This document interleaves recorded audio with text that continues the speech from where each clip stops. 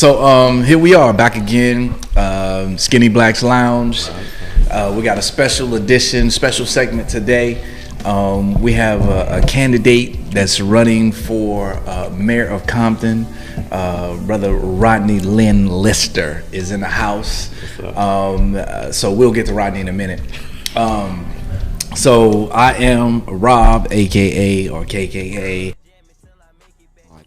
Yo, I can't play scared. Skinny Black. To my left, Rennie. There it is. Yeah. All right. Hi, Mom. JT. There it is. Rodney Lister, glad to be here. All right. Okay, cool. And behind the boards, we got my man Dio doing his thing. So let's hop into it. So Rodney's running for mayor of Compton. I spent plenty of time growing up in Compton. My dad lived there for a number of years. You know, California Avenue represent, you know what I'm saying, down the street from Emerson. Spent time at Compton College, NYSP, all that good stuff, 900, 90221, all that good stuff. So let's jump right in it. Rennie had a great question, so hop to it. Brother Rodney, you know, I mean, you wouldn't be running for mayor if you didn't love this city, you know. And as we got to know you, you know, you wear this city, you know, your heart and your city on your sleeve, and you're very prideful of it. And on his back. Yeah, oh, 100%. Yeah. Literally, not just it's not figurative. It's literally. But you know, we know the political process can be a little convoluted. So given the current structure that exists in your city, you know, what would you change to affect or, you know, actualize immediate change under the current structure that you have? What could you do as the mayor to inject some change, immediate change into the city of Compton?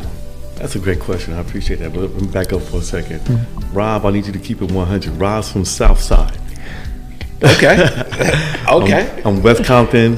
Love the city of Compton. That's Rob does. Coming to your question. Yes. Off the top, first thing, two things actually. They tie in together. First thing, I'm going to ask immediately for a budget analysis review from an outside accounting firm.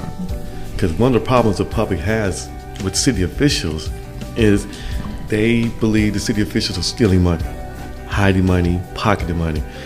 Don't know if that's true or false, but that's the perception that they have in Compton. They know money's coming in, but they don't see it coming back out that benefits them. Road projects, sidewalk projects, closing the parks down. Everyone's going, I'm paying my water bill, paying my property taxes.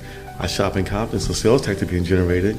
Money's coming in for COVID relief, all these other things, but I don't see anything changing.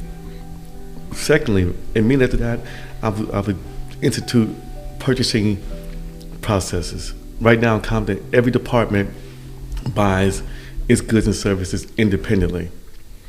So if your Department of Public Works, you and your staff order your own supplies and things whatnot, independent of another department. You're more inclined to get a better price when you do things in larger volumes. Sometimes the perception is that the same vendors are always being selected for services. So you put money in the same three people's pockets. You're just rotating contracts. I would go ahead and ask for the formulation of a purchasing and contract division under the Department of Finance, where they handle all contracts that come in through the city, not just one department, one independent entity, like most cities have. The city of Long Beach has that, the city of Carson has that. Almost every city outside of Compton has a centralized purchasing mechanism. So that's two of the first things I would do at the top. Hopefully the city council would agree with me. In the past, they tried to do that, have an outside audit, but there's been resistance to fund it.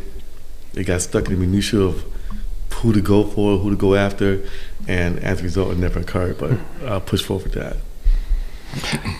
As I started my teaching career actually in Compton, okay. And it was prior to it was still under the control of the state. Mm-hmm. So given that and the history of Compton Unified School District, take that same question and how could you effectuate change in Compton Unified School District. You know, the great misnomer is that the City of Compton City Council has any type of influence over the City of Compton School District. They're separately elected boards. Ideally, you like to have those two agencies work together. And historically, they have not. I'm not sure of the histrionics behind why they haven't, but my mother, like yourself, was a former employee of CUSD. Proud of it. I think that building that bridge or beginning the construction of that bridge with their board president and their elected board members, with the city council and the mayor, to identify what type of joint venture projects can they both undertake to help the youth of Compton. Because although they are a student of CUSD, they're also a resident of Compton. So both entities have an interest on that individual being the best it can be, academically and from a civic standpoint.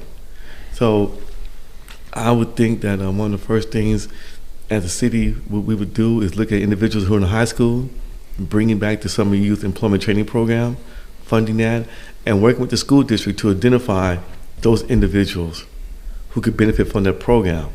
And not just focus it on the kids who are most at risk, and not just focusing on the kids who are doing the best in school, those A and B students, but all the students.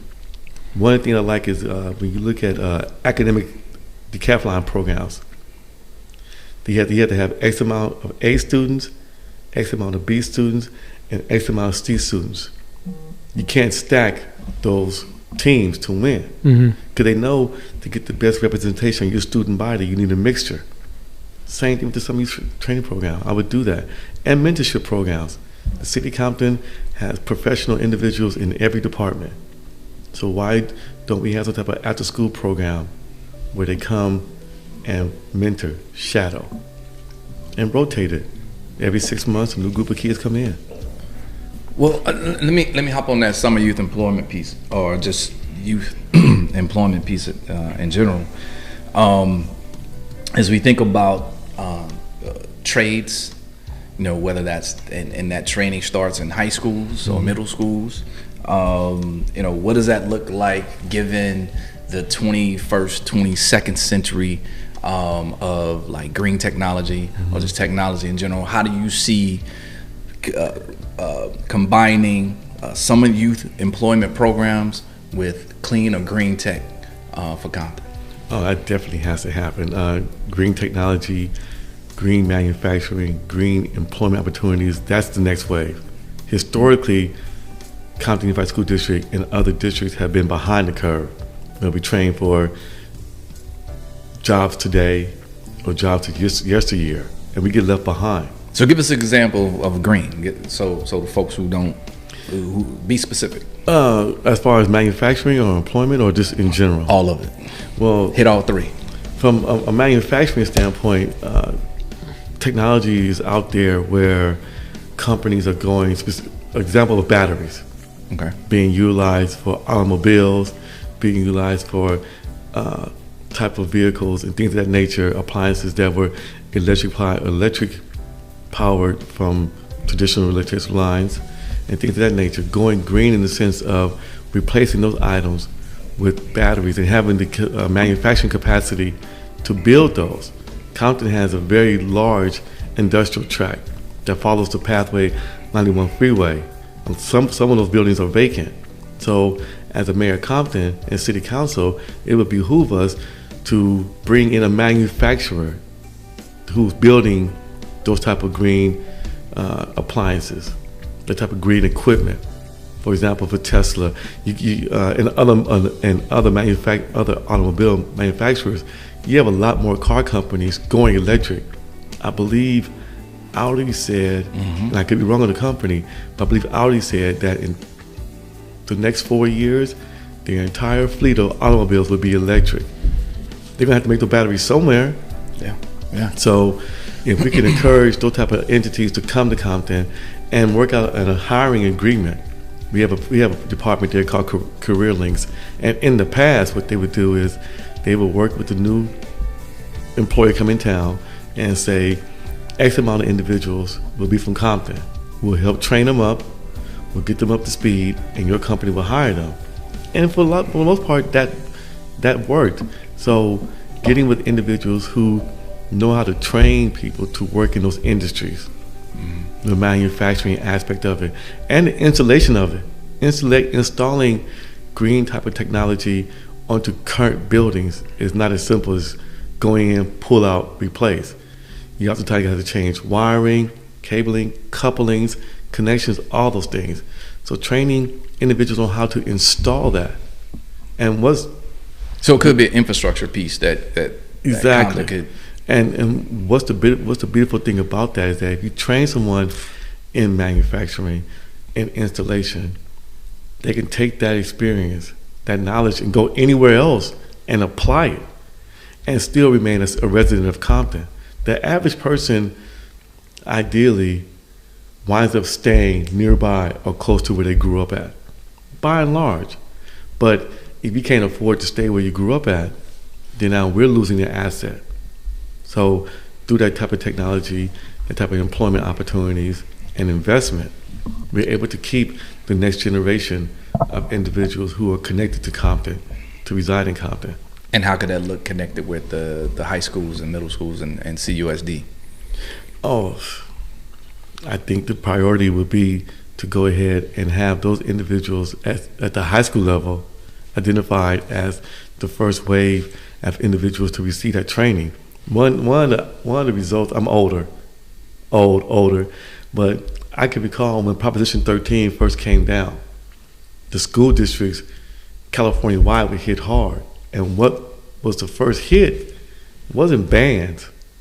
The first hit was training programs, vocational training programs. Right. Because for better or for worse, not everyone is built or has the desire to go to college. But we have a vocational program like auto shop and things of that nature that provides you the opportunity to receive a certificate, training, certification in a particular field. Now you come out of high school and you can work right away, be it plumbing, electrician work, green technology. So right now the emphasis in most school districts nationwide is STEM technology and STEM training. And I get that. But you're gonna always need someone to fix your car, fix your plumbing, rewire something in within your house, and install some type of green technology. Why not train them for that? And that could be done in partnership with the city, with the school district, and with outside entities and individuals who like to grant money to schools of that nature to help the next wave of workers. You want to elaborate on the Proposition 13 effect as far as taxation of businesses for commercial properties, commercial entities at the commercial properties at its purchase price as opposed to what the value is and how that affects a city like Compton? Well, when Proposition 13 first came through, I believe in the mid-'70s. Yeah, the first time, this first incarnation of it. Howard Jarvis was the father of it. Just to give a brief little history lesson. And to some level, property taxes were just fluctuating wildly. One year you would pay $3,000. The next year, because of inflation, which was high and rapid at the time, the next year you're paying $8,000. And there was beginning the wave of pushback about why are we being taxed so inconsistently? Why are we being taxed so rapidly and wildly, depending from year to year? So there was an initiative that said you could only increase property taxes a certain percentage every year, regardless of what's happening with inflation and all those things. And we're gonna set a cap. Well, school districts are funded almost 100% on property tax. Property taxes. So when you cap that or you reduce that, school districts get less funding. So teachers were getting laid off, programs were being cut. So recently, in the last election, there was it Proposition 57? 15? Was it 15? 15? I thought it was 15. 2015, they wanted to come through and reassess commercial buildings to get around to, I hate to say get around, but to get around the limitation that Proposition 13 had. And what they said was any commercial building that's worth more than $3 million will have its property tax reset. That it was defeated for a myriad of reasons, correctly, incorrectly. Some people thought that the building they owned was going to suddenly have its property taxes readjusted. No, only if your building is worth $3 million. Right. So some individuals voted no for it, probably would have voted yes for it. If they understood. But the fear was that if they changed that commercial in the next couple of years, they would go after housing. And I believe that's probably one of the reasons why it didn't pass. But also the funding behind it. Who there was some dubious funding behind it. You know, Yes. like all those initiatives in advertising, you know, they advertise a specific way in order to influence the public, you know, which may not necessarily been for the benefit of the Compton constituency. now, one of the issues and the city of Compton, indirectly, from a leadership management standpoint, didn't really have, for lack of better phrasing, a dog in that fight with the proposition to help the schools and things of that nature. City of Compton would get a benefit from it, would have gotten a benefit from it, from property taxes that when they divvied up, the amount that went to the school district would go up, and the amount that the city kept would go up. The downside to that, one of the reasons why a lot of residents who may have feared that down the line housing property taxes will be readjusted, the city of Compton has one of the highest tax rates in LA County. One of the highest. So every time a home is sold, suppose you own that home in City of Compton forever and a day, in the 60s, you're paying a property tax, depending on your age, probably around $2,000 a year. Not a lot. Houses in Compton now being sold mid 400,000, mid just barely shy of 500,000. So now when you buy that house, the property tax you're paying on that house is based on today's rate. So your property tax bill is going to go high. And on some level, that does impact affordable housing in Compton. Because what happens is, if I can't afford to buy that new home, that home being sold that's new to the market at $500,000, what do? I become a renter. And unfortunately, the average renter has less of a commitment to a city than a homeowner. You don't have a vested interest because you're stacking your chips to move somewhere else. So what I would advocate is a housing assisting program where we identify individuals who are gainfully employed and assist with down payment assistance. There's a program called Community Land Trust. And what that is the city owns the land. You own the structure. And we take care of all the down payment costs, closing costs, all that. You just pay your monthly. You secure a loan and you pay the monthly. But your loan is not land and structure based. Your loan is just structure based.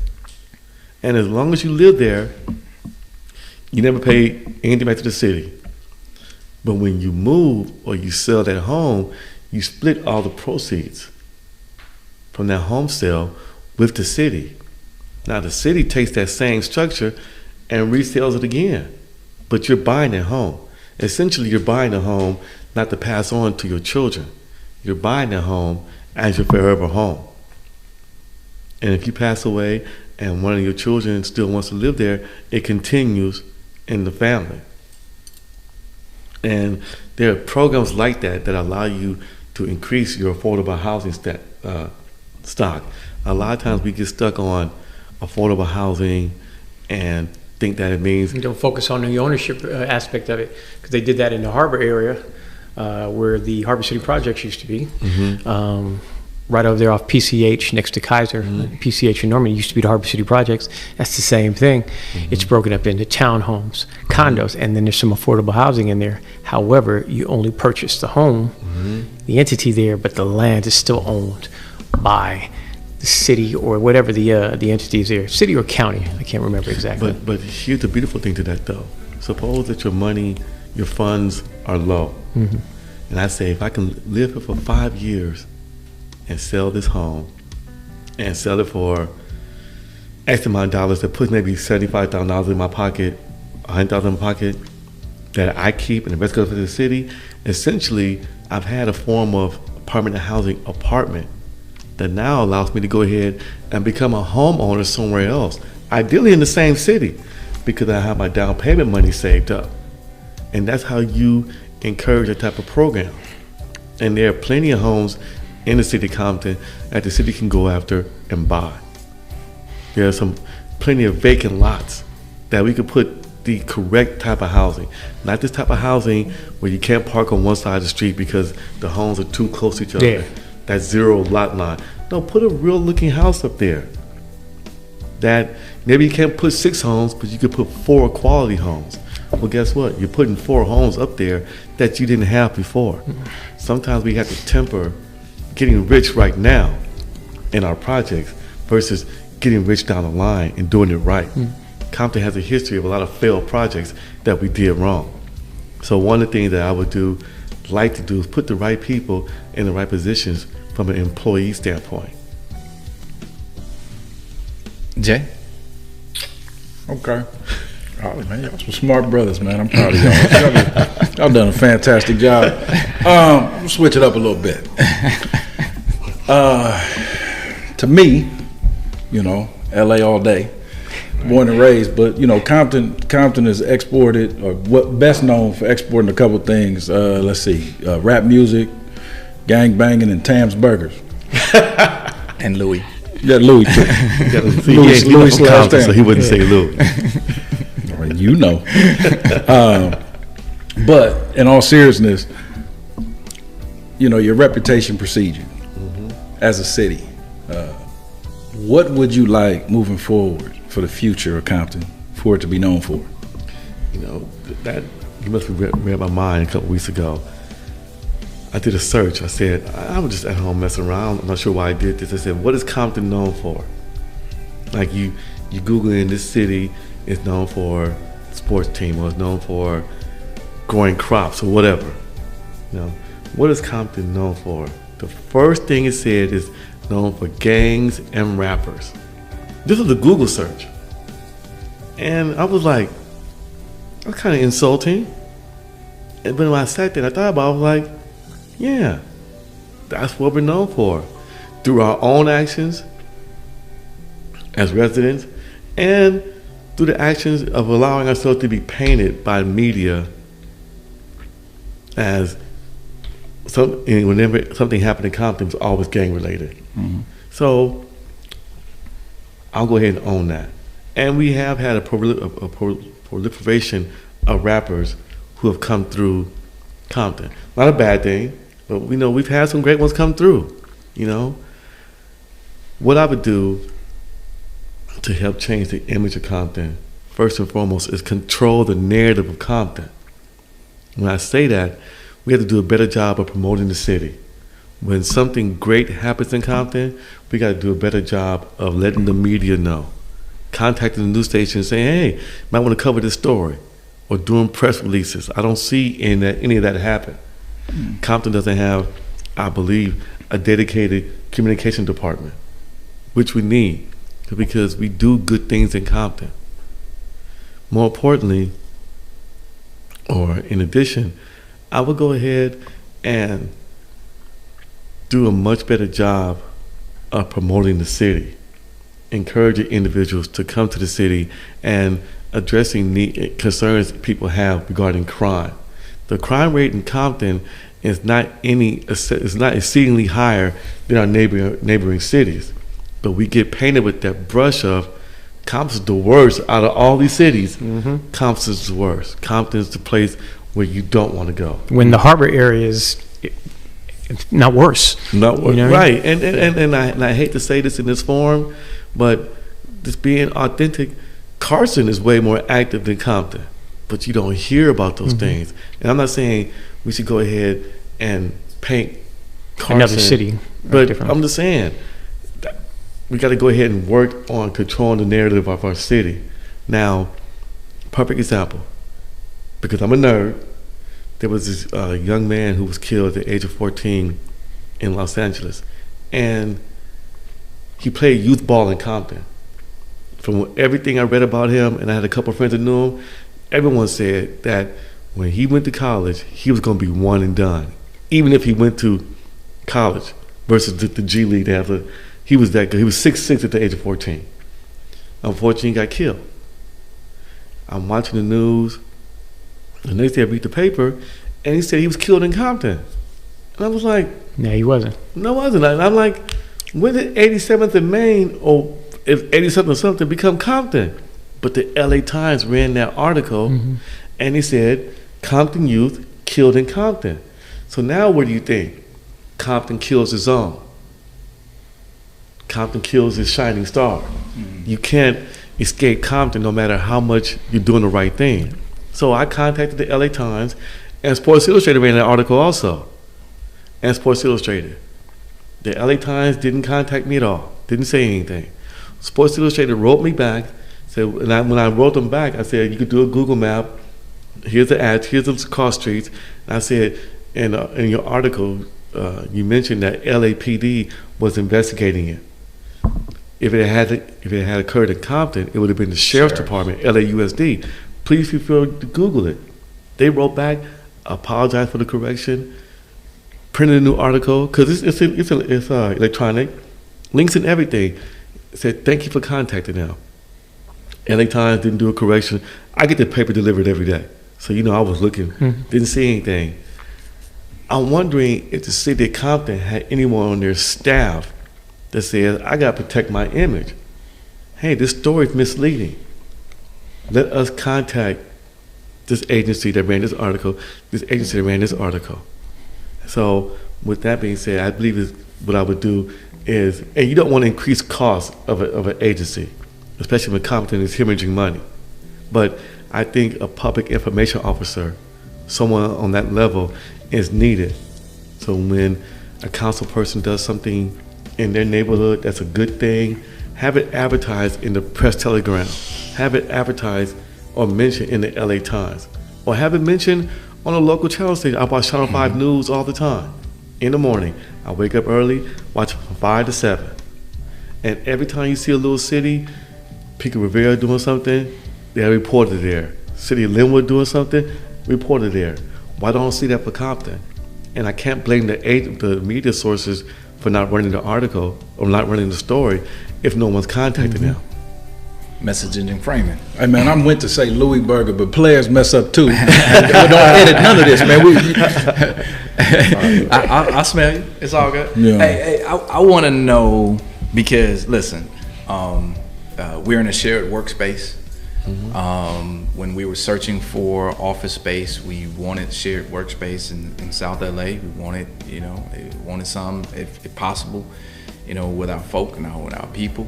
And it would be great if Compton had a shared workspace. It's a beautiful space, right? And many types of businesses here.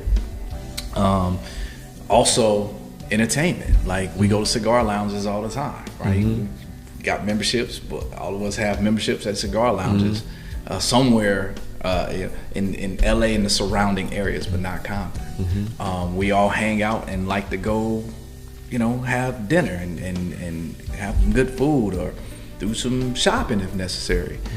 How are you gonna help? What are your thoughts or ideas about bringing more of that stuff to Compton? Well, to address the first part of your question, I love this facility. When I first came here, one of my thoughts was like, why isn't anything like this near Compton as a whole? Then why isn't this in Compton? There's a space there. We have plenty of young, innovative entrepreneurs, non-traditional entrepreneurs, African American, Latino American. that could benefit from a facility like this. I think that shared workspaces benefit everyone. It allows a smaller sized company or in a company of one to be in a professional venue, facility with a shared conference room, professional looking. So when you're bringing investors in, they feel like, wow, this is something real, something legitimate. I think that this is needed in the city of Compton. There are a couple of key places where it could be located, near facilities where they can go and gain food, get food, obtain food. I think a facility like this would encourage investment in those type of establishments. You're not going to build a restaurant somewhere and there's no population that comes to visit your business. So I think that would be great. The city of Las Vegas years ago had one called a business incubator that was similar to this, but only one story. But it had like 12 offices, and it was very nice. But I'm not sure if the powers to be in City Hall have thought about that on that level, and if they have, why weren't the plans shared, or are they being currently developed?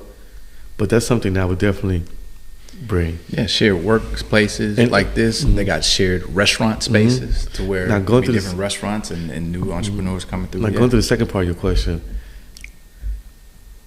I've always had this vision. If someone said, "What's your vision for Compton?" Making it a destination city. Anytime you want to do something in Compton, I was like, anytime you want to do something and you live in Compton, 99% of the time you have to go to a neighboring city. If you want to go to a restaurant and sit down with your family, with your children, with your wife, your girlfriend, you have to go outside to Compton because there are no restaurants like that. You got to go to Carson. You want to go to Tony Roma's or Chili's, movies, or Applebee's. Mall. You go to the movies, you got to go to Carson, Long Beach, Cerritos, things of that nature. You want to go to a sit-down restaurant, you go into Long Beach or maybe Torrance. And I've always had the biggest problem with that because what that means is that Compton's not getting any sales tax revenue. If you're not getting any sales tax revenue, then how can you grow your city in non-traditional ways? So, perfect example, when I bought my laptop, I believe I told you about my laptop. I wanted to buy it at the Best Buy in Compton. I found it online. They said they had it. I get down there, they didn't have it. I'm like, well, you got it online. I pulled it up. The guy said, let me try to find it. Couldn't find it. He said, well, we got it at the Lakewood store. I said, I don't want to go to the Lakewood store. He had to look like, well, why not? I said, oh, not that Lakewood's far, but if I go to Lakewood, Compton doesn't get any sales tax. The laptop was almost $1,000. It's not like I'm giving away $2 sales tax. And he's a young guy. He lived in Compton. He's like, wait, what do you mean? When I broke it down to him, he's like, I never thought about it that way. I said, a lot of people don't. But they found it. I got it there. When you aren't able to get those entertainment dollars, Long Beach is growing. Let's suppose we all go together and our tab is $100. Or well, the way we eat and drink, more like $200. Yeah, $100. That's like the city of Long Beach is getting that. The city of Long Beach is getting that sales tax. Now, you and I have hung out in Long Beach several times in downtown. I used to live down there, and even when I moved back to Compton, the majority of people in downtown Long Beach that hang out in downtown Long Beach are not from Long Beach. Yeah, but they live in Long Beach, and so they frequent in the space that they dwell. So what are you offering your city residents as far as community is concerned for them to dwell in their space? Like how enthusiastic are they, or would you want to come? Would you? What's the incentive to come to Compton if you can't be in your community? And that's a huge home buying plus for people. Like I can dwell in this space. I can be here. My children can be here. So you have to create that sense of community. So I believe in roller rinks. I grew up as a skate kid. Bowling alleys, those type of activities that are on a level fun, not overly expensive, and will always have a crowd. And then the current mayor a couple of years ago had said that she wanted to bring a movie theater to Compton. I'm not sure what happened. I know that didn't happen, but you look up and then the city of Carson put a movie theater up. So now, And it was packed every day. it was packed, and now we're behind the curve because now if we do go the movie theater route, because of what's going on in the world right now, and having a theater so close, then maybe we can't have 12 screens. Maybe we can only have 8 screens. But going to what you said, if I live in Compton and I feel safe going there, and it's nice and it's quality, I'm not gonna want to drive to Carson because guess what? This is closer, and it's just as good, and it's Compton, and I live in Compton.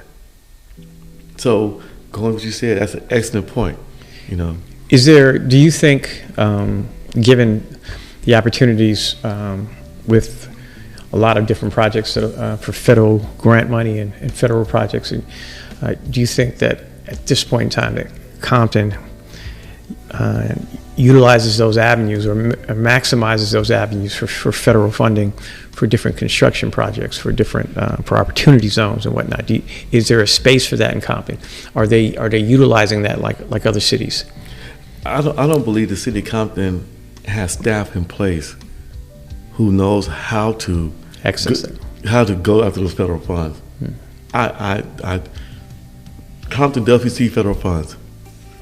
Most times they're entitlement, meaning because your jurisdiction is of a certain size, we're going to give you money off the top, which is good. That's one of the benefits. That's one of the primary reasons why the city of Compton wants to have its official census identified at $100,000 or more, because you get access to more funds off the top because of your size. And Compton is a lower income city. So when you're at the cusp of that, you like to think that the city as a whole is doing the best it could do to push that census number towards 100,000. In the interim, and reflecting on the past, Compton doesn't have a person that's identified. It says your job is just to search state, county programs, federal programs to bring monies to Compton that will allow us to do road projects, new construction, housing opportunities, things of that nature. Identifying someone that's currently on staff to handle that, reassigning someone that has the skill set to do that is something that as a mayor I would do. Okay. Well, last question. I got you. No, I was about to say I got the last. I got the last question. Hey, real players got the ball now. Ask the last question. No Tony Romo then. Yeah, you know, in terms of the census, y'all can get over 100,000 if you just count the strollers going up Central. But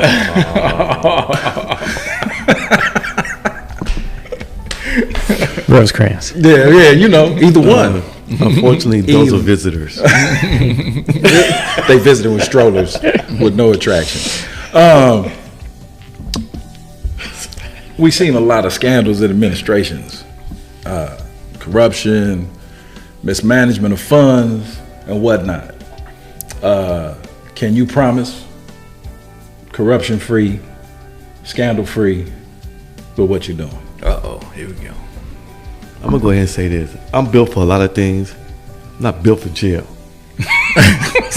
So with that being said, I know for a fact that I personally can guarantee you that my hand would never be in something that's hidden, backdoor, illegal, prohibited, and not something that comes before the city council as a whole. More importantly, theft of funds rarely occurs with just one person. Rarely occurs. It does happen. We had a situation some years ago where a person working in the Treasury Department over a period of years was able to abscond with $3.7 million. Did it by himself. No other staff people were indicted. He pled guilty, but others were involved because the system you had in place should have caught that. Yeah. So blindness, lack system, but no system checks and balances allow that to happen.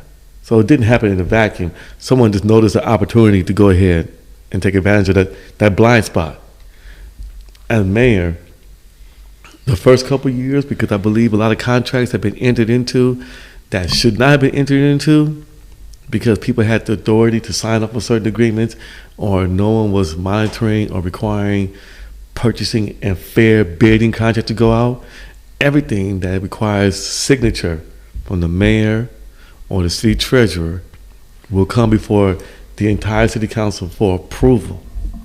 And it might slow things down. Someone might go from being able to approve something in 3 days to now it takes 6 days. But when you are seeing every single penny go out and you know every dollar amount that something is for, when you look up and you get a report 3 or 4 months later about this activity, and you go, wait a minute, when that was approved, that was for $500,000. Why are you saying now that the contract amount was only $425,000? We got $75,000 missing here. So putting checks and procedures in place to eliminate that type of graft. I know for me, I'm not built for jail. Hey man, that's your new campaign poster. I'm built for a lot of stuff, but I'm not built for jail. There it is. And on that note, hey, listen, I'll say this and I'll say it on camera. Hey, listen, you put together, and you know, after you get elected, you put together some shared workspace stuff.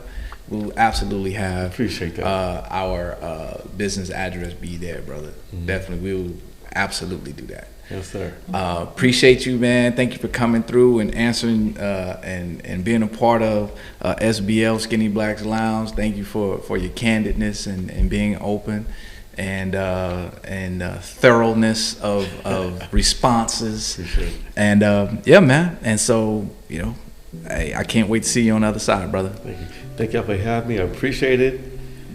April 20th, vote. April 20th, there it is. So for all my CPT folks, April 20th, Hub City, vote Rodney Lister.